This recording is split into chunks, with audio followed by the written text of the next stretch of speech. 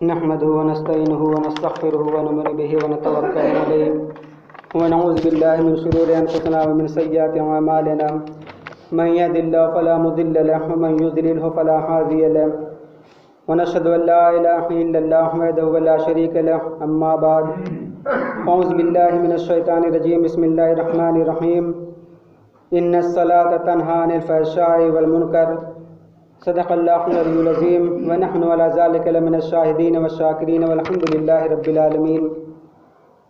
محترم حضرات، آئیے سب سے پہلے ہم اور آپ مل کر بارگاہ رسالت مآب میں درود و سلام کا نذرانہ پیش کریں اور پڑھیں اللہم صلی علی سیدنا مولانا محمد وعلی آلہ وصحبہ وبارک وسلم صلاۃ و سلام علیک یا رسول اللہ صلی اللہ تعالی علیہ وآلہ وسلم۔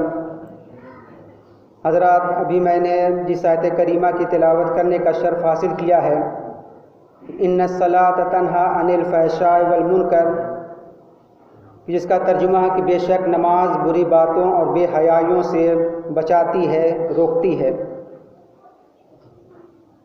تو سب سے پہلے حضرات یہ سمجھیں کہ اسلام کی بنیاد 5 چیزوں پر ہے، یعنی ارکان اسلام 5 ہیں۔ پہلا ہے ایمان، اس کے بعد نماز، پھر روزہ، پھر زکوٰۃ، پھر 5واں ہے حج۔ اور ان عبادتوں کا دار و مدار ایمان ہے۔ بغیر ایمان کے کوئی بھی عبادت بارگاہ الہی میں مقبول اور محبوب نہیں ہو سکتی۔ تو آئیے سب سے پہلے یہ سمجھیے کہ ایمان کہتے کسے ہیں۔ تو دوستو، ایمان نام ہے اللہ اور اس کے رسول صلی اللہ علیہ وسلم کو ماننے کا، اور اس کے لیے زبان سے اقرار کرنا اور دل سے تصدیق کی جائے۔ اور ایمان کے بعد نماز تمام عبادتوں میں سب سے ارفع و اعلیٰ ہے۔ نماز کی اہمیت کا آپ اس سے اندازہ لگائیں کہ پروردگار عالم نے قرآن مقدس میں مختلف مقامات پر اس کا یعنی نماز کا ذکر فرمایا ہے۔ کہیں ارشاد فرمایا کہ واقیموا الصلاۃ، یعنی نماز قائم کرو۔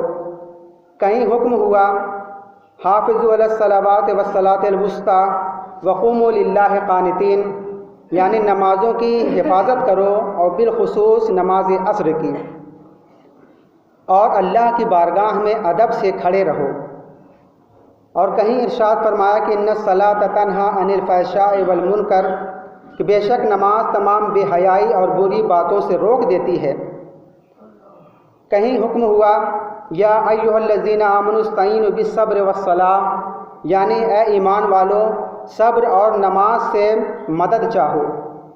کہیں حکم ہوا وامر اہلک بالصلاۃ واصطبر علیہا، یعنی اپنے گھر والوں کو نماز کا حکم دیجیے اور خود بھی اس کا اہتمام کرتے رہیے۔ احادیث کریمہ میں بھی نماز کی بڑی فضیلت آئی ہے۔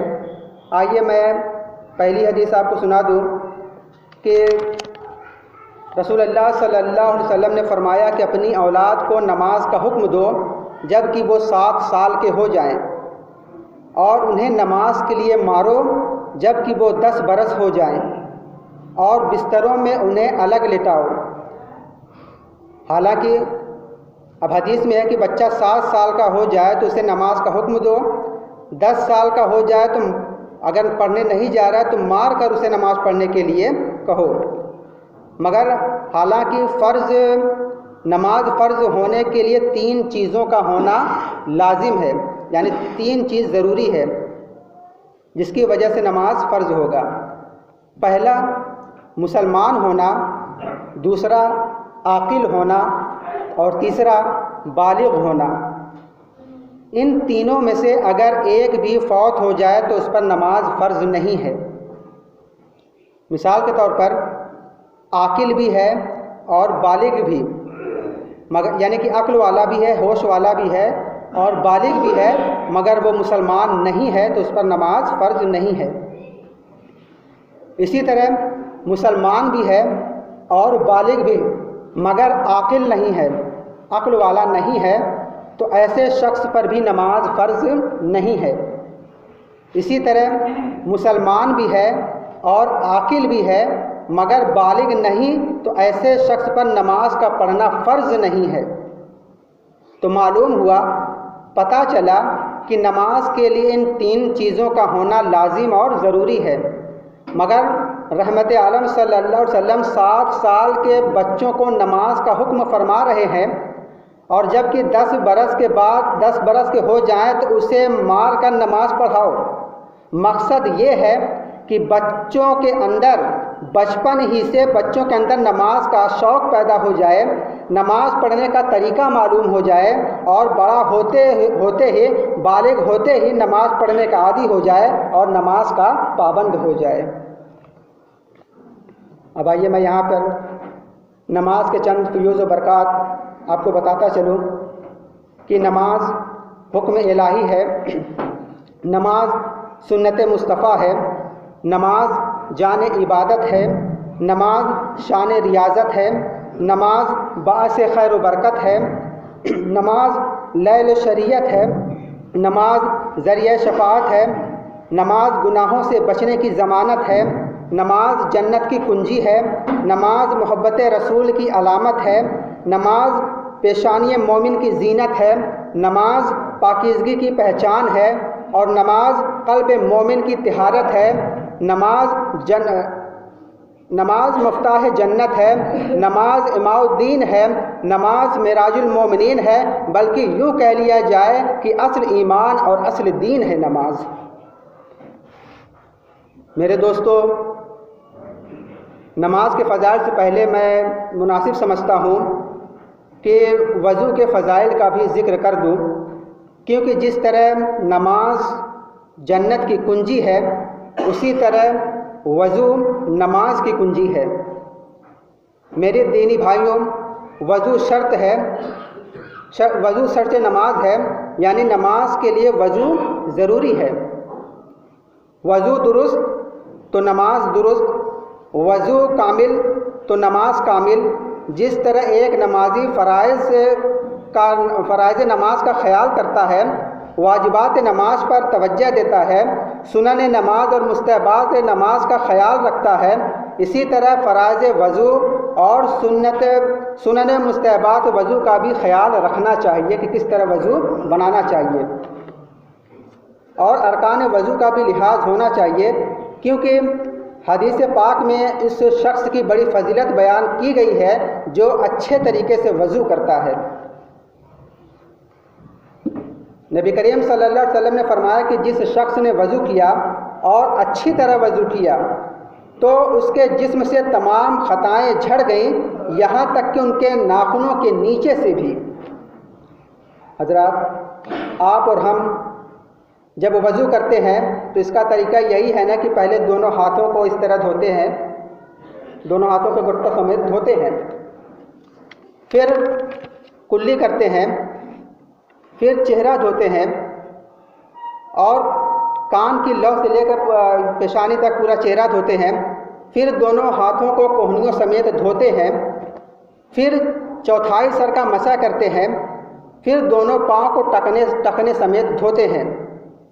وضو کا طریقہ جس طرح آپ وضو بناتے ہیں تو آپ جانتے ہیں کہ کس طرح وضو کیا جاتا ہے، مگر رب تعالیٰ اپنے بندوں پر کتنا مہربان ہے کہ بندہ جب اپنا ہاتھ دھوتا ہے تو اللہ اس کے ہاتھوں سے گناہوں کو مٹا دیتا ہے۔ بندہ جب کلی کرتا ہے تو منہ کے اندر کے گناہوں کو ختم کر دیتا ہے۔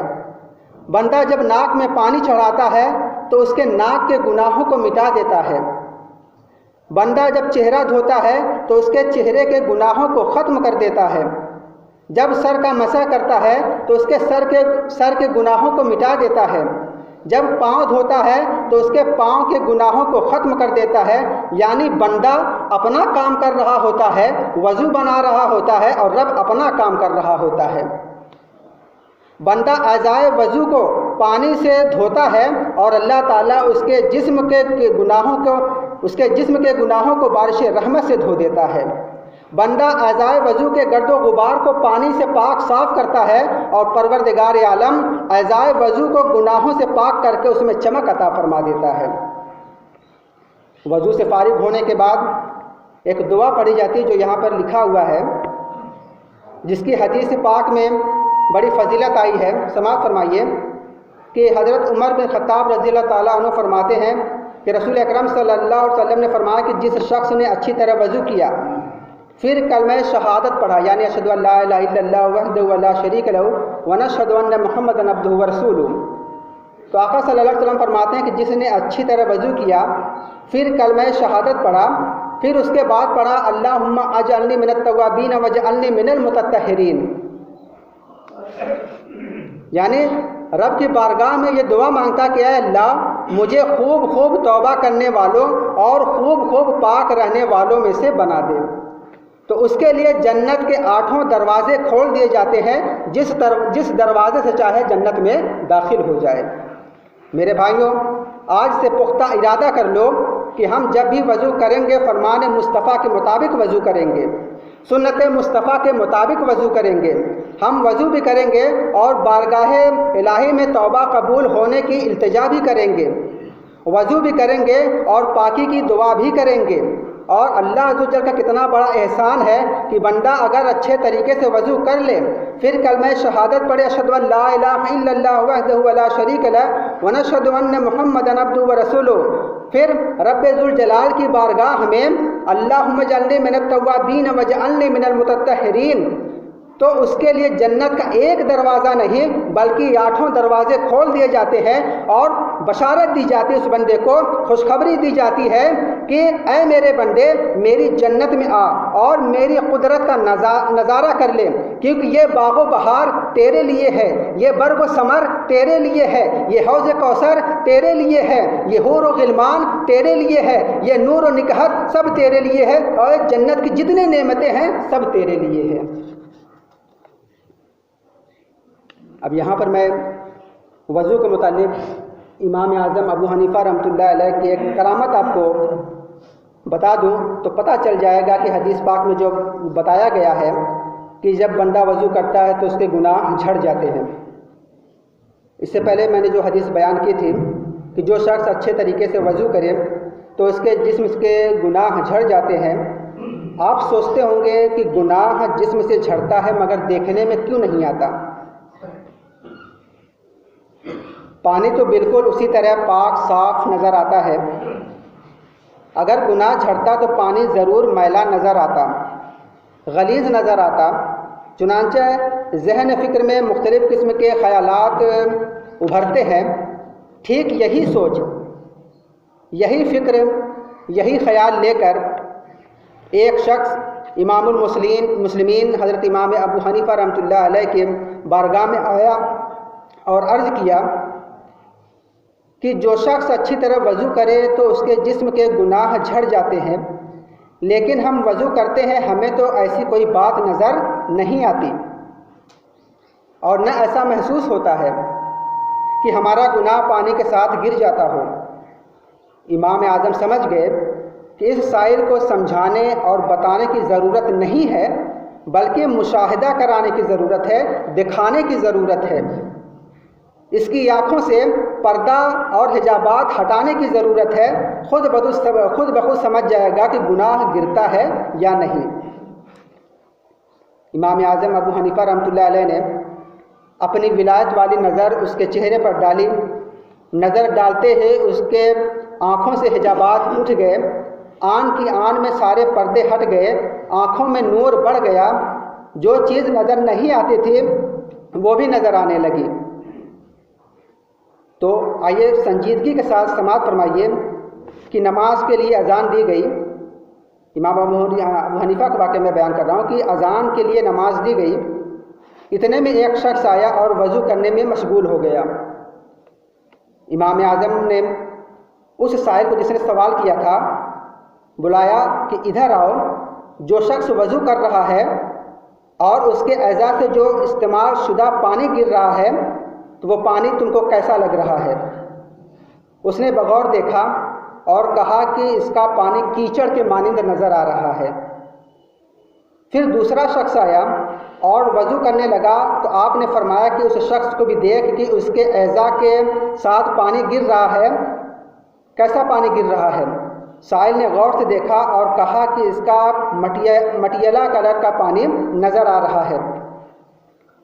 پھر تیسرے شخص نے وضو بنانے شروع کی تو وہ شخص تیسرے شخص کے پاس گیا، فرمایا، امام ابو حنیفہ نے فرمایا کہ اس کو بھی دیکھ کہ اس کے اعضاء سے کیسا پانی گر رہا ہے۔ تو اس نے عرض کیا کہ حضور اس کا پانی تو بالکل صاف شفاف نظر آ رہا ہے۔ چنانچہ امام ابو حنیفہ نے تینوں آدمیوں کو اپنی بارگاہ میں طلب کیا اور ہر ایک سے فرماتے ہیں کہ اے شخص تو نے کون سا گناہ کیا ہے؟ وہ شخص گھبرا گیا کیونکہ اسے معلوم تھا کہ یہ پوچھنے والا کوئی معمولی آدمی نہیں ہے، پوچھنے والا کوئی عام آدمی نہیں ہے، بلکہ پوچھنے والا اللہ کا برگزیدہ بندہ ہے، پوچھنے والا فقیہ اعظم ہے، پوچھنے والا اپنے وقت کا کامل ہے، پوچھنے والا امام المسلمین ہے۔ تو تینوں نے سچ سچ بتا دیا۔ پہلے نے کہا کہ حضور مجھ سے زنا کا گناہ ہو گیا تھا، دوسرے نے کہا کہ حضور مجھ سے جھوٹ کا گناہ ہو گیا تھا، اور تیسرے نے کہا کہ حضور ایک نماز پڑھ لیتا ہوں تو دوسری نماز کا میں انتظار کرتا رہتا ہوں۔ اب امام اعظم نے ایک کی توضیح کرتے چلے جاتے ہیں۔ آپ فرماتے ہیں چونکہ زنا یہ گناہ کبیرہ ہے اس لیے کیچڑ کی شکل میں نظر آ رہا تھا، اور جھوٹ زنا سے کم درجے کا ہے اس لیے مٹی کی صورت میں گر رہا تھا۔ تیسرا شخص گناہوں سے پاک تھا اس لیے اس کا پانی پاک شفاف گر رہا تھا۔ اب یہاں پر ایک باریک بات یہ ہے کہ رب قدیر اگر کسی کے سر پر ولایت کا تاج رکھے تو اس کی قوت و بصیرت میں اضافہ فرما دیتا ہے، اور وہ خود دوسروں پر نگاہ ڈال دے تو وہ بھی صاحب نظر ہو جاتا ہے۔ تو جب عام بشر کا یہ حال ہے تو خیر البشر کا عالم کیا ہوگا جس کے سر پر اللہ تعالیٰ نے نبوت کا تاج رکھا ہے، رسالت کا تاج رکھا ہے، کرامت کا تاج رکھا ہے، محبوبیت کبریٰ کا تاج رکھ دیا ہے۔ اس رسول کی بصارت کا اندازہ کون لگا سکتا ہے؟ اس نبی کی بصیرت کا اندازہ کون لگا سکتا ہے؟ ان کے علم و حکمت کا اندازہ کون لگا سکتا ہے؟ ہم تو صرف یہی کہہ سکتے ہیں کہ دینے والا خدا جانے اور لینے والا مصطفیٰ جانے۔ حضرات، ہم نے وضو کے کچھ فضائل اور کچھ مسائل بیان کر دیے ہیں تاکہ آپ کی نماز صحیح اور درست ہو جائے اور بارگاہ مولا میں مقبول ہو جائے، کیونکہ وضو شرط نماز ہے اور بغیر وضو کے نماز صحیح نہیں ہوتی۔ اللہ تعالی ہم سبوں کو اچھی طریقے سے وضو کرنے کی توفیق عطا فرمائے جس طرح حدیث پاک میں بتائی گئی ہے۔ اب میں نماز پنجگانہ کے متعلق ایک بات بتا کر اپنی بات آج ختم کروں گا، پھر بقیہ انشاءاللہ اگلے ہفتے بیان کروں گا کہ حضرت ابو ہریرہ رضی اللہ تعالیٰ عنہ فرماتے ہیں کہ رسول کریم صلی اللہ علیہ وسلم نے فرمایا کہ بتاؤ اگر تم میں سے کسی کے دروازے پر نہر جاری ہو اور وہ اس میں روزانہ 5 مرتبہ غسل کرے، 5 مرتبہ نہاتا ہو تو کیا اس کے بدن پر کچھ میل باقی رہ جائے گا؟ صحابہ نے عرض کیا کہ ایسی حالت میں اس کے بدن پر کچھ بھی میل باقی نہیں رہے گا۔ تو رسول اللہ صلی اللہ علیہ وسلم نے فرمایا کہ بس یہی کیفیت 5 نمازوں کی ہے کہ اللہ تعالیٰ ان 5 نمازوں کے سبب نمازی کے تمام گناہوں کو مٹا دیتا ہے۔ اب حضرات، روزانہ کا تجربہ ہے کہ اگر آدمی غسل کر لیتا ہے تو اس کے جسم سے میل دور ہو جاتی ہے اور جسم تر و تازہ ہو جاتا ہے۔ اگر ایک ہفتہ غسل نہ کیا جائے تو جسم پر میل و کچیل جم جاتا ہے اور راحت نام کی چیز نہیں رہتی، دماغ بوجھل ہو جاتا ہے، بے قراری بڑھ جاتی ہے۔ یہ تو ایک ہفتہ کی بات ہے، اگر سالوں سال غسل نہ کیا جائے تو آپ خود ہی بتائیے کہ اس کا کیا حال ہوگا۔ رسول اللہ صلی اللہ علیہ وسلم نے فرمایا کہ روزانہ 5 مرتبہ غسل کرنے سے نماز پنجگانہ کی تشبیہ دی۔ کیوں؟ اس لیے کہ جس طرح غسل جسم کے میل کو دور کر دیتا ہے اسی طرح نماز جسم کے گناہوں کو مٹا دیتا ہے۔ اللہ تبارک و تعالیٰ فرماتا ہے قد افلح من تزکا وذکر اسم ربہ فصلی، یعنی کامیاب ہوا وہ جس نے پاکیزگی حاصل کی اور اپنے رب کے نام کو یاد کیا۔ اب قرآن ہمیں جہاں فلاح و بہبود کی رہنمائی کرتا ہے، حدیث رسول بھی کامیابی کی منزل بتا رہی ہے، قرآن دولت ایمان کا درس دے رہا ہے تو حدیث کمال ایمان کی دلیل بتا رہی ہے۔ دوستوں وقت ہو گیا ہے، تو میں انشاءاللہ نماز کی باقی جو فضیلت ہے میں اگلے ہفتے بیان کروں گا۔ اللہ تبارک و تعالیٰ سے دعا ہے کہ میں کہنے سننے سے زیادہ عمل کی توفیق عطا فرمائے۔ وآخر دعوانا الحمد للہ رب العالمین۔